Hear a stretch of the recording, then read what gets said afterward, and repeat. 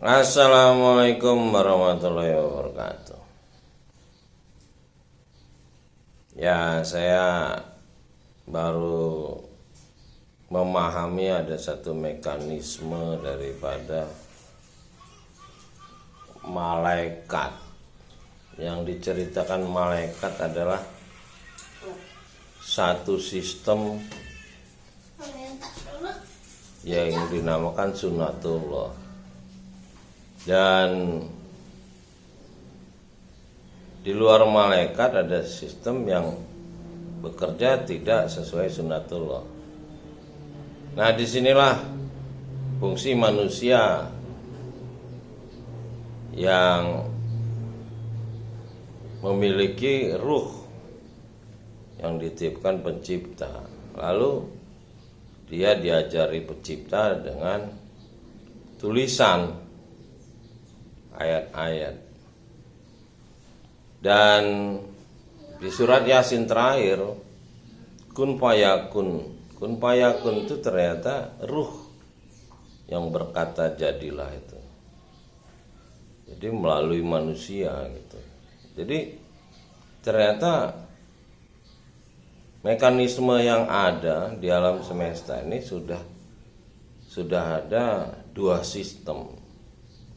Sistem yang sunatullah dan non sunatullah. Dan disinilah fungsi manusia menjadi khalifah, mengendalikan antara dua sistem ini sehingga terciptalah kombinasi-kombinasi yang luar biasa, seperti ada sistem sunatullah angin, lalu ada sistem teknologi api yang melahirkan teknologi pesawat, teknologi kereta api, teknologi kapal laut dan lain-lain. Inilah yang disebut ketika ada permintaan untuk manusia menyebutkan nama-nama. Sebetulnya nama-nama itu berada di dalam sistem manusia. Itulah manusia pada posisi di surat An-Nas, Robin Nas, Malikin Nas, Ilahin Nas. Jadi posisi manusia yang sudah memahami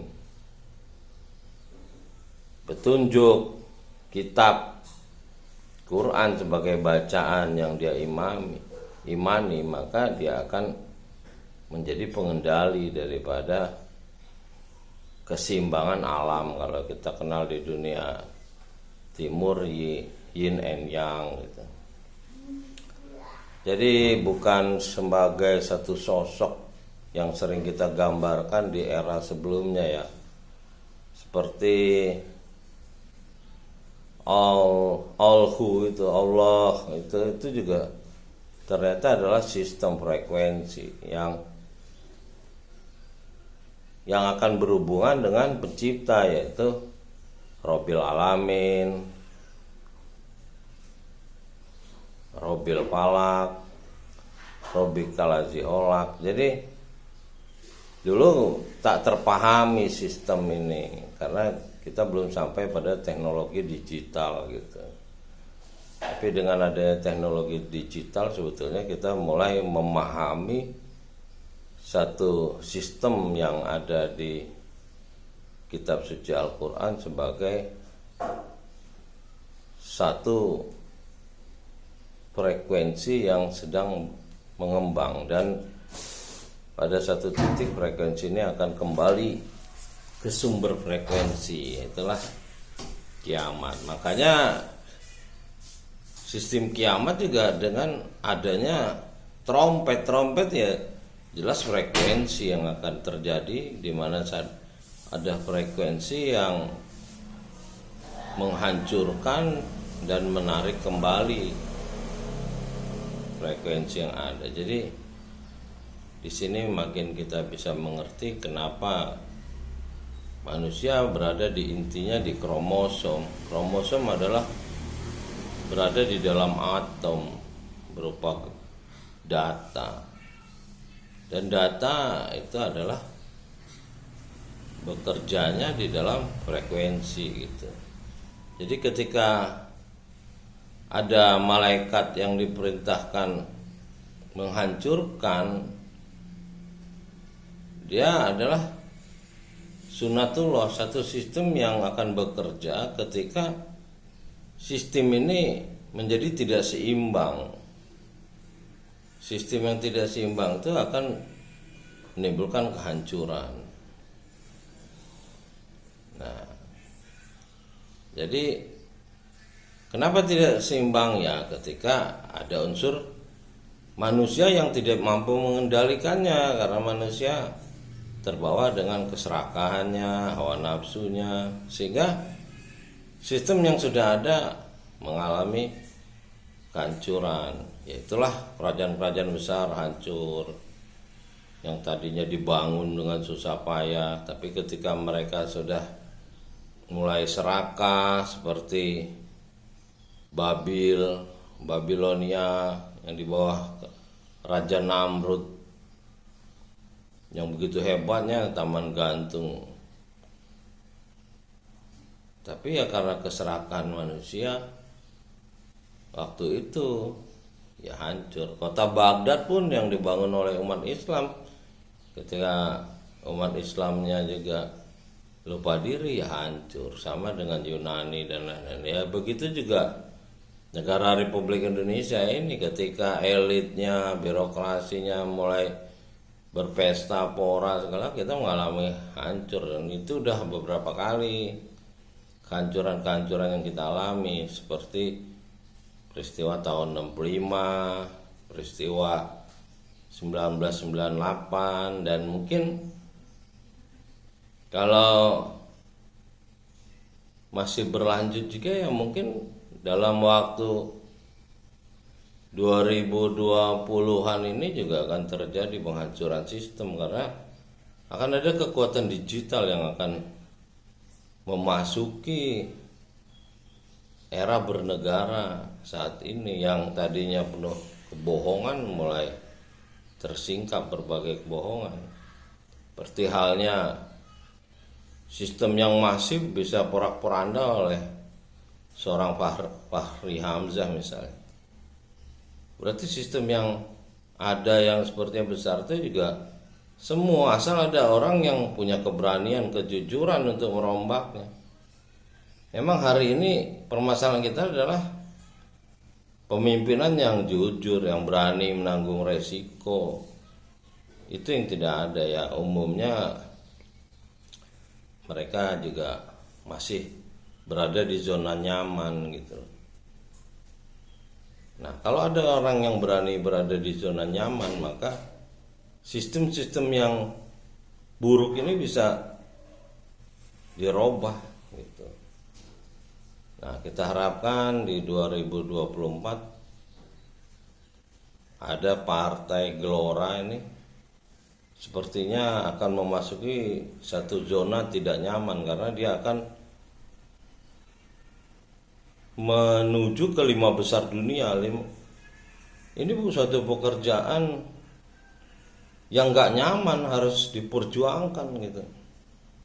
Sementara partai-partai yang lain mungkin nggak punya target untuk yang demikian tinggi. Mereka merasa udah nyaman dengan jabatan-jabatan politik, dengan gaji-gaji yang cukup besar. Demikian juga eksekutif bisa memutarbalikkan hukum dan lain-lain.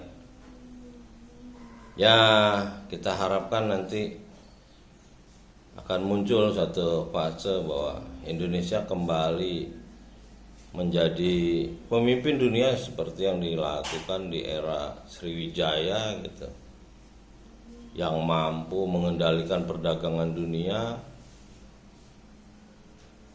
Ya itu kalau di dalam dunia spiritualnya yang dibacakan oleh kitab suci, yaitu Solomon Monarki, kerajaan Sulaiman gitu, yang mengendalikan dunia, kerajaan yang besar. Cuman orang ribut dengan catatan-catatan sejarah yang gak lengkap juga.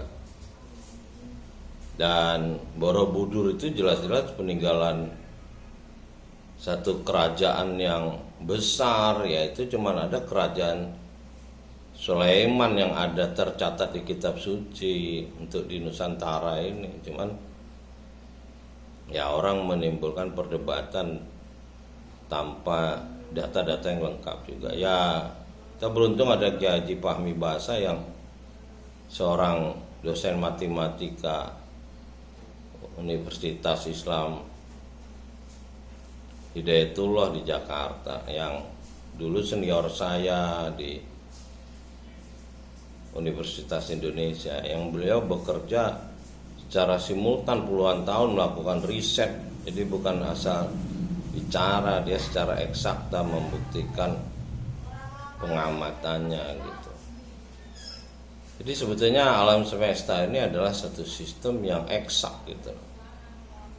Jadi kita juga akan melihat satu sistem di 2024, siklus yang eksak yang akan terjadi.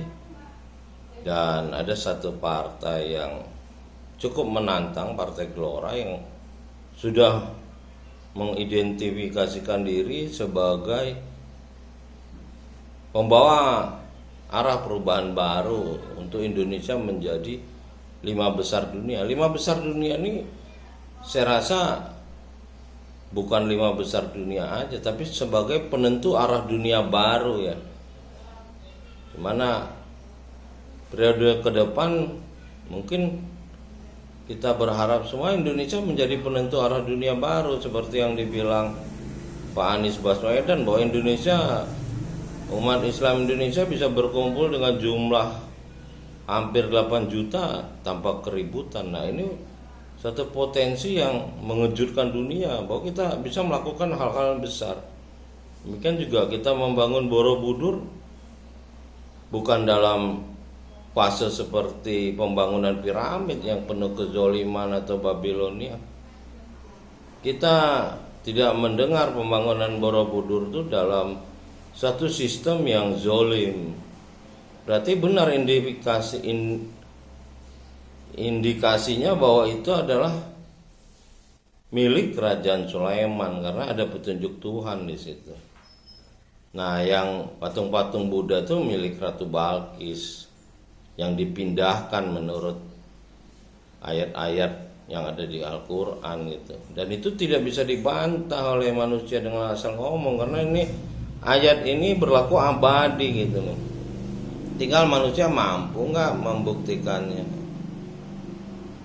Jadi saya rasa semakin banyak pembuktian-pembuktian alam semesta yang mengarah pada satu sistem digital. Jadi kita nanti juga akan berhubungan dengan dunia yang dibilang surga juga digital, neraka juga digital, manusia juga digital. Jadi inilah yang dibilang all-who, semua dia. Qul huwallahu ahad. Cuman ada satu sistem, satu frekuensi yang ada. Dan disinilah kitab yang menjadi petunjuk manusia itu akan terbukti secara keseluruhan di era digital ini. Makanya ilmuwan di seluruh dunia itu sangat berterima kasih pada ilmuwan-ilmuwan yang dulu paham dan beriman kepada ayat-ayat pencipta ini yang melahirkan logaritma, matematik, aljabar, dan lain-lain. Terus sekarang masuk ke era digital, penemuan-penemuan itu. Dan di era digital ini kita berada dalam frekuensi abadi. Jadi antara yang hidup dan yang mati itu akan tersambung secara digital gitu. Jadi tidak ada yang dibilang Al-Quran bahwa sungguhnya manusia itu tidak mati. Setelah masuk kubur 3 langkah dia akan hidup kembali. Nah, tergantung dari tadi 4G, 3G, 5G, itu aja yang akan menentukannya nanti. Nah, yang rendah ya frekuensinya ya di bawah, ya lebih rendah dari binatang melata menurut data Al-Quran gitu. Saya rasa semua semakin jelas nih dengan teknologi yang ada, dengan ayat-ayat pencipta yang dulunya banyak belum tersingkap. masih dalam permisalan-permisalan yang non teknis. Sekarang ayat-ayat ini semakin dibuktikan secara teknologi dan sains gitu. Demikian. Assalamualaikum warahmatullahi wabarakatuh.